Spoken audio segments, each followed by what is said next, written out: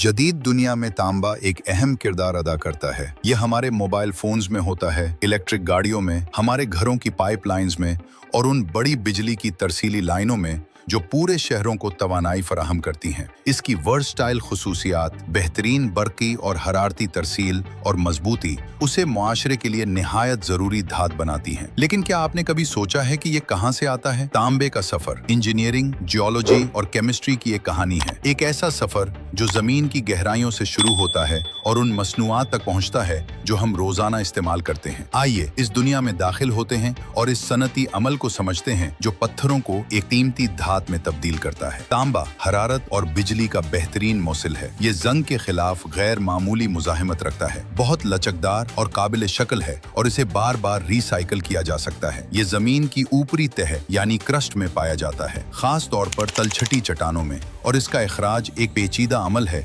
जिसमें कई मराहिल शामिल होते हैं। सबसे पहले उन इलाकों की निशानदही की जाती है जहां तांबे के ज़खायर मौजूद होने का इम्कान हो। इसके लिए जियोलॉजिकल मुताला, नमूनों का तज्जिया और मुख्तलिफ तलाश के तरीके इस्तेमाल किए जाते हैं ताकि ऐसे मकामात दरियाफ्त किए जाएं जहां तांबा माशी लिहाज से फायदेमंद मिकदार में मौजूद हो। जब तांबा की कान दरियाफ्त हो जाती है तो इसके अखराज की तैयारी शुरू कर दी जाती है, लेकिन कीमती मादनियात तक पहुंचने से पहले बेकार मिट्टी और चट्टान की बड़ी तही हटाना जरूरी होता है। बाज इलाकों में ये ज़खायर 100 मीटर तक गहराई में होते हैं, जिसके लिए बड़े मशीनरी और भारी मिकदार में धमाकाखेज मवाद इस्तेमाल किया जाता है। तांबा रखने वाली चट्टान निकालने के लिए एक बड़ी ड्रिल मशीन इस्तेमाल की जाती है जो तकरीबन 130 सुराख करती है, जिन्हें ब्लास्टिंग होल्स कहा जाता है, और ये कम से कम 16 मीटर गहरे होते हैं। हर सुराख में अमोनियम नाइट्रेट और ईंधन का ताकतवर मुरक्कब भरा जाता है। साथ ही एक खास धमाका खेज मादा भी शामिल किया जाता है और फिर उसे मिट्टी से बंद कर दिया जाता है। महफूज फासले से ऑपरेटर उन धमाकों को एक तरतीब के साथ चलाता है कि एक इमारत नहीं गिरा सकता है। धमाकों के दरमियान वक्फा तकरीबन 2 मिलीसेकंड होता है।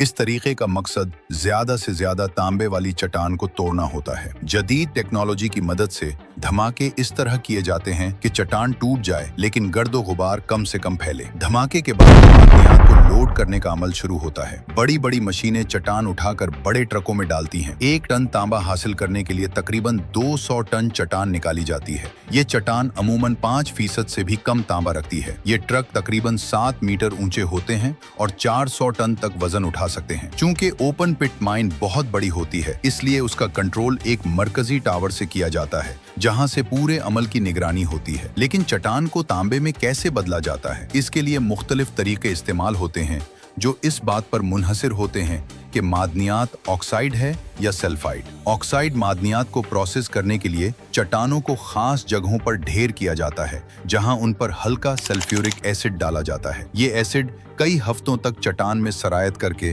तांबा को हल करता है। फिर ये महलूल टैंकों में जमा किया जाता है और प्रोसेसिंग प्लांट में भेजा जाता है। वहां एक खास अमल के जरिए तांबा को अलग किया जाता है और फिर बिजली के जरिए उसे कैथोड प्लेटों पर जमा किया जाता है। तकरीबन 10 दिन में ये प्लेटें 2.5 सेंटीमीटर मोटी हो जाती हैं और तांबा तकरीबन खालिस हो जाता है। सल्फाइड मादनियात का अमल ज्यादा पेचीदा होता है। इसमें चट्टान को पहले पीसा जाता है, फिर केमिकल डालकर फ्लूटेशन के जरिए तांबा अलग किया जाता है। इसके बाद उसे भट्टी में पिघलाया जाता है जहां निजासत अलग हो जाती है और तांबा की खालिसियत बढ़ती जाती है। आखिरकार इसे एनोड प्लेटों की शक्ल दी जाती है और फिर रिफाइनरी में इलेक्ट्रोलाइसिस के जरिए तकरीबन 100% खालिस तांबा हासिल किया जाता है।